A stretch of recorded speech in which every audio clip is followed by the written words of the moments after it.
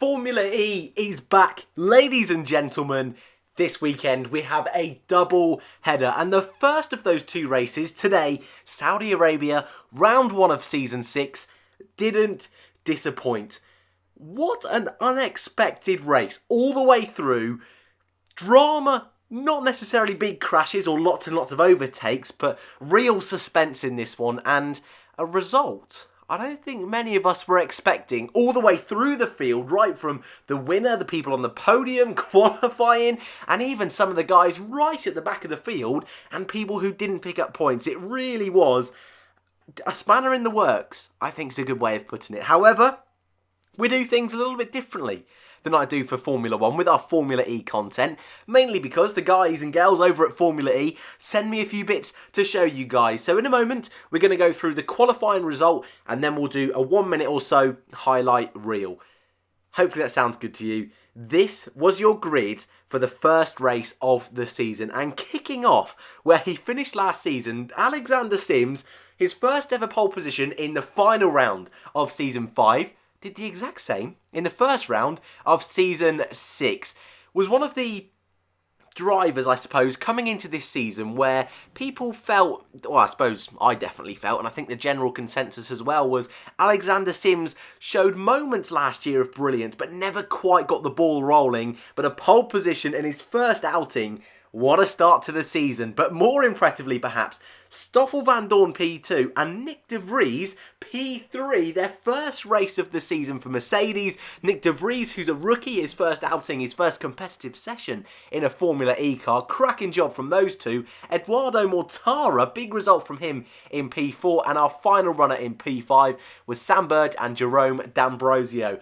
Just outside those top 6, Andre Lotterer for Porsche, P7, cracking result for them in their first ever weekend of Formula E. Oliver Turvey up in P10, really good result for Neo 333. But then we've got big names such as Jean-Eric Verne P11, Robin Freund P12, Verline P13, Buemi P14, Evans P16, Lucas de Grassi P19, and Antonio Felix da Costa in his first race for Techeetah, P21. Muller and Collado rounded off the field, neither of them finishing laps after making contact with the wall. But how would all 24 drivers fare in the first race of the season? We go green in Diriyah, very quick lights out, and it's a good start from Vandoorne, but Sims comes over, covers the inside line. Nick de Vries is with him. Sam Bird trying to get around the outside of Mortara, not able to do so. Bird pulls to the outside. He's going to have to be brave on the brakes here. He's going for it around the outside. Bird, there's not much grip out there, and Bird finds that out. D'Ambrosio covers the inside. Bird should be able to get around on the outside with the extra power.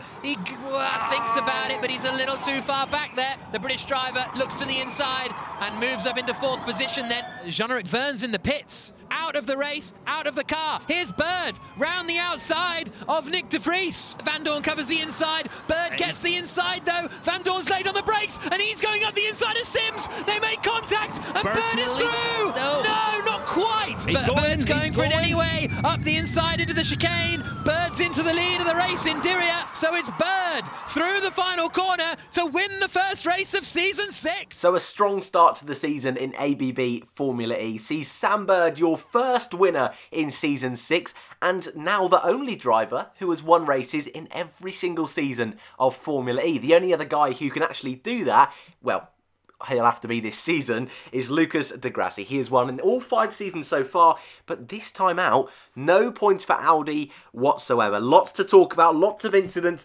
lots to get through. But on screen you can see your top 12, top 10 score points. But as we'll discuss a little bit later on, the point system is a little bit different in Formula E. Not too much, but just a little bit.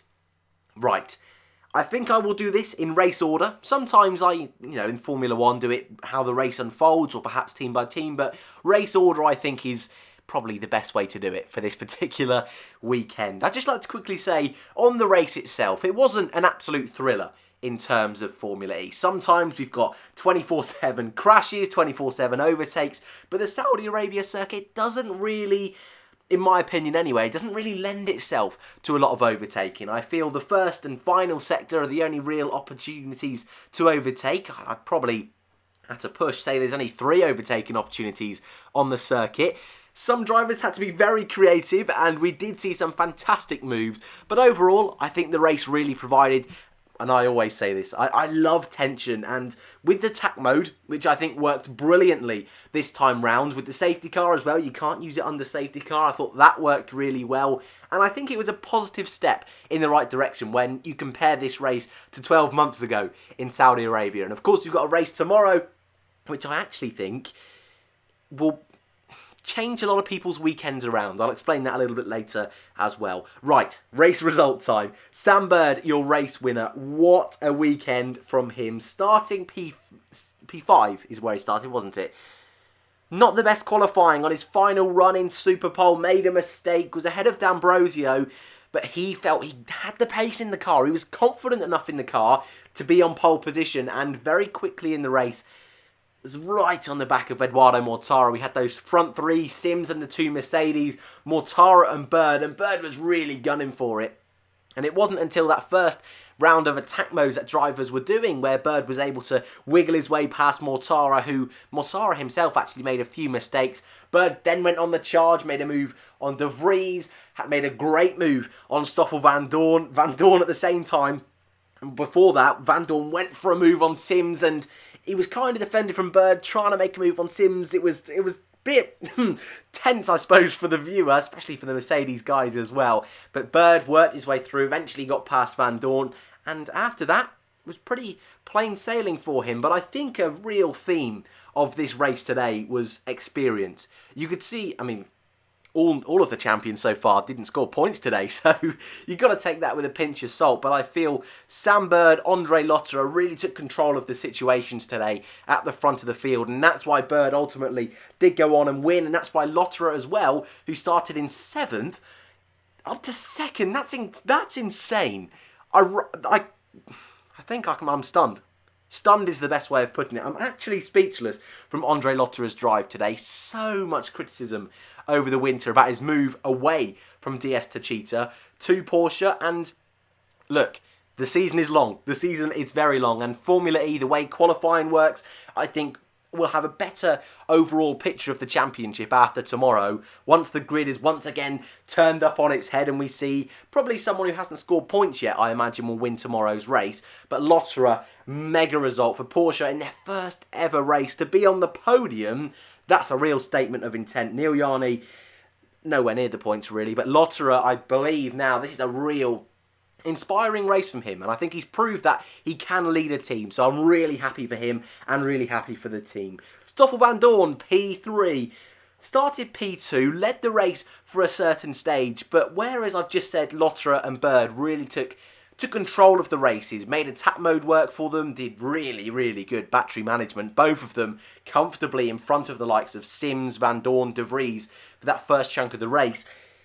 Van Dorn, I don't necessarily think it was his fault. However, his reluctance to use that second attack mode really hurt him. And I think that safety car actually, although the commentators weren't too sure whether it was a good thing or bad thing for Van Dorn, that safety car coming out, I think it was a bit of a blessing in disguise. I really think he could have got hurt by that. Ended up P3, which you could tell in his team radio after the race, I think he was a little bit disappointed with, a little bit deflated, which I totally understand when the win potentially was on the cards, and the pace in the car, in qualifying and the race, was actually really good.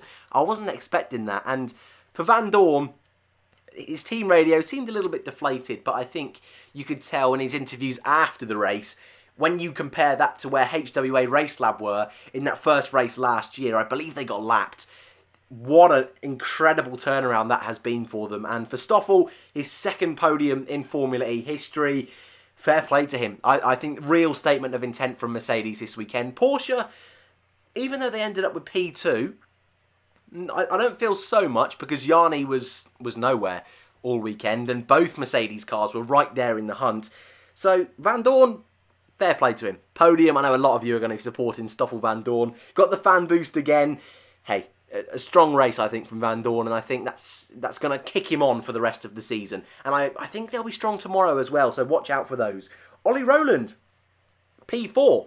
Where did that come from?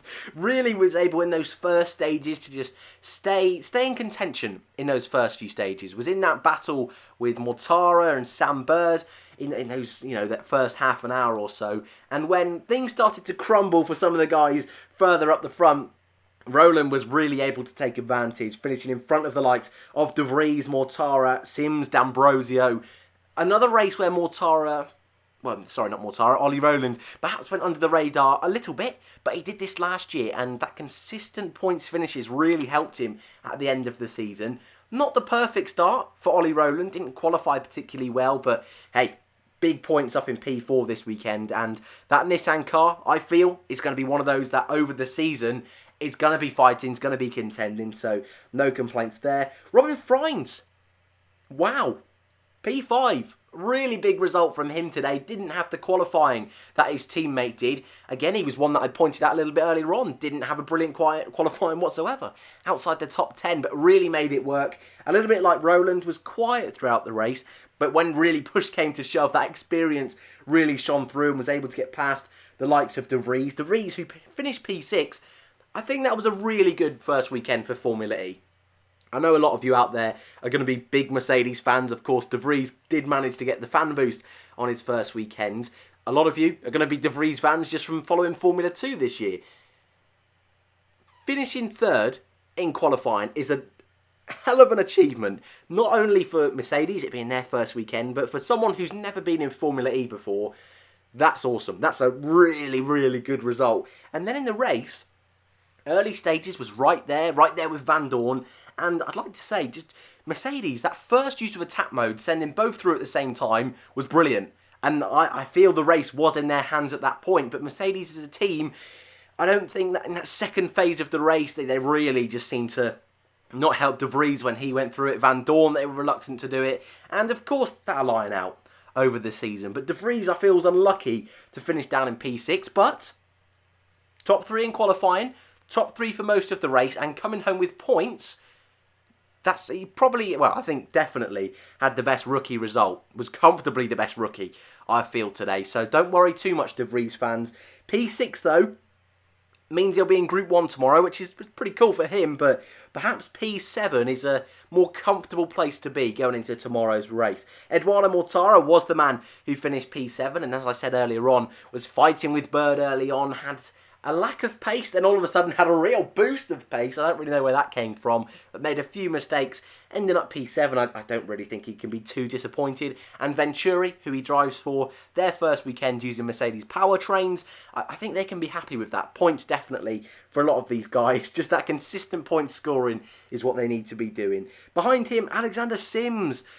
Pole position for Alex Sims, and just, well, I was going to say he went backwards throughout the race, but he didn't really. Led for a good chunk of the race, but that final kind of third of the Grand Prix, Ypres. I'll leave that in there because that's quite amusing. But Ypres, the final few kind of stages, just seemed to lack that pace a little bit. The attack mode didn't go well, got booped off by Van Dorn, also got booped off by De Vries as well. It just seemed to unravel for him, and, finishing P8, he'll be disappointed with that. BMW not looking brilliant at all in the race, actually. Both cars weren't particularly impressive.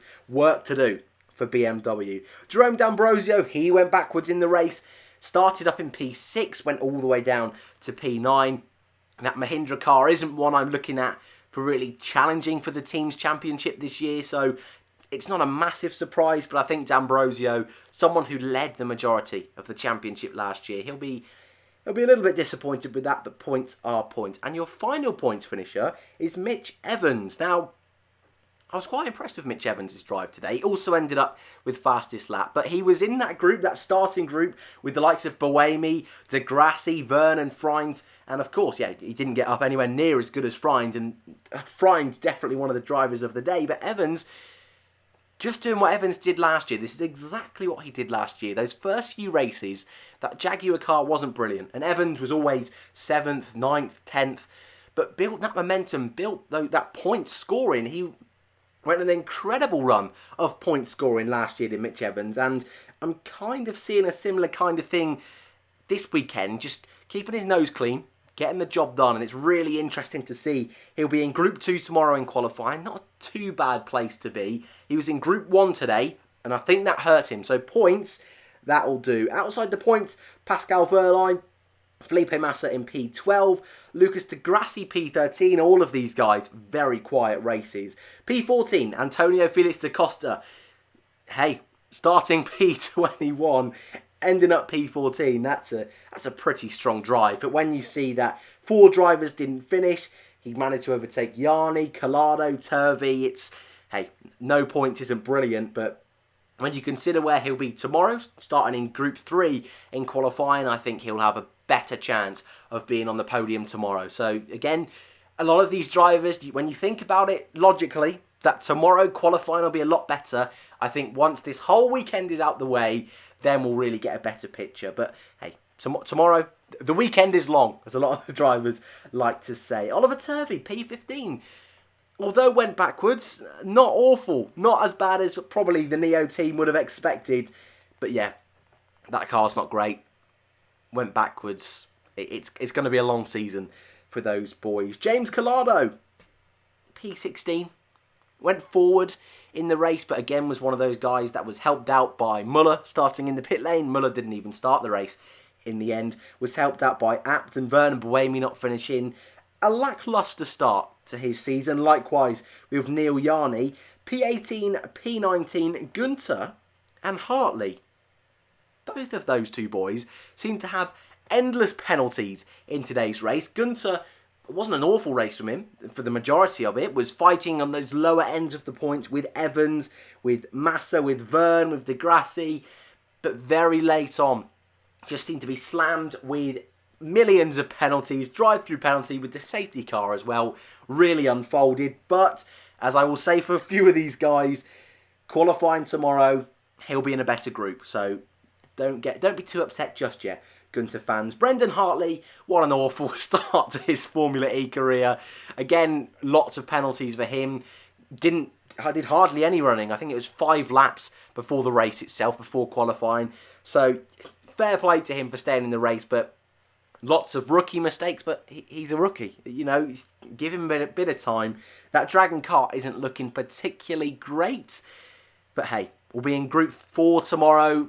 Potential for scoring some points. Just yeah, a weekend to forget so far for Brendan Hartley. Mark Inqua, lap down, only driver to be lapped. Again, a little bit like Turvey, that car's not going to be great. I would be very surprised if that team picks up points this season. And your non-finishers, Daniel Abt, which was a very bizarre incident, and I've still not seen most of the onboards, seemed to supposedly make contact with da Costa a few corners earlier. His front wing then fell off and then went under the car into the wall and caused that late safety car, but wasn't really in contention for points. Both Audi cars not looking brilliant, but an Audi powertrain won the race today. So I'm looking at Audi to have a strong race tomorrow. They're one of my kind of, keep your eye on them tomorrow, if you will. Jean-Eric Verne, your 2-time champion, your reigning champion, didn't finish. Steering rack seems to have broke, couldn't turn. It was having to put both hands on one side of the steering wheel just to get the car turned in. Disastrous start to the season for him, but I'll say it again, and I'll say it again, and I'll say it again. We'll start the race tomorrow, or in qualifying at least, in Group 4, exactly the place you want to be, and is definitely, I believe, the favourite for the race win tomorrow, Jean-Eric Verne, so keep your eye out for that one. Another champion, Sebastian Buemi, also didn't finish, seemed to have some kind of electrical issue very early on in the race, so his season hasn't really got going yet, and Nico Muller's season really hasn't got going yet, because qualifying he didn't finish his lap, and the damage sustained in qualifying meant he couldn't partake in the race. Oh, that's your result. That's your quick race breakdown, although it's almost been 20 minutes, so I might kind of change the format. I don't know. Some of you like longer videos. I suppose put it in the comments. That's probably easiest. Right, let's move on to the Drivers' and Constructors' Championship, or Teams' Championship, as it's called in Formula E, and then we will leave it there. And what a shocker it is to see that the championship positions are almost the exact same as the race result today. Sam Bird is your championship leader. Also was at the front of his group in qualifying, so got an extra point there, so he's currently on 26. So in Formula E, works the same as Formula 1 in terms of 1st to 10th. You get 1 point for fastest lap, 1 point for finishing at the front of your group in qualifying, and pole position, you get 3 points. So as you can see, although it doesn't say 3 points on screen, but it is, Alexander Sims finished 8th, however is 7th, thanks to his pole position earlier on. P2, Andre Lotterer for Porsche, Van Dorn P3, I mean, very straightforward. Your final points finisher, Mitch Evans on 2 points, thanks to his 10th place finish and his fastest lap in the E-Prix. Everyone else, at 0 points. So, yeah, not really much to say from there. Also, I've just noticed the colours I hadn't changed. Apologies. So the colours were wrong on the last slide. And hey, it's first race of the season. I've got to have one mistake, surely. And your team's championship, apologies for that. But your team's championship looks a little bit like this. Envision Virgin Racing take the lead. 36 points for their 2 drivers put together. Bird on 26 and Robin Freins on 10 points. Mercedes EQ second and Porsche third. I don't think many people would have expected that. Then 4th and 5th, Nissan and BMW were your 2 new teams from Season 5 from last year, which is also quite interesting. Venturi P6, Mahindra P7, Jaguar on 2 points in P8, and your teams currently with no points, Audi, Techeetah, Neo and Dragon. But Audi into Techeetah, no points in the first race of the season. Big shocker there, but all is to play for tomorrow. Hopefully, you enjoyed the first race of the season of ABB Formula E Season 6. I'll be back tomorrow with a similar format, depending on what your comments say, your criticism, your criticism, to be totally honest with you. I hope you enjoyed, as always, a little bit of a longer Formula E video today, but if you've enjoyed it, which I hope you have, feel free to drop a like, feel free to subscribe if you're new, and hopefully I'll see you in the next one, which will be tomorrow at a similar kind of time, I'm guessing. Thank you. See you later.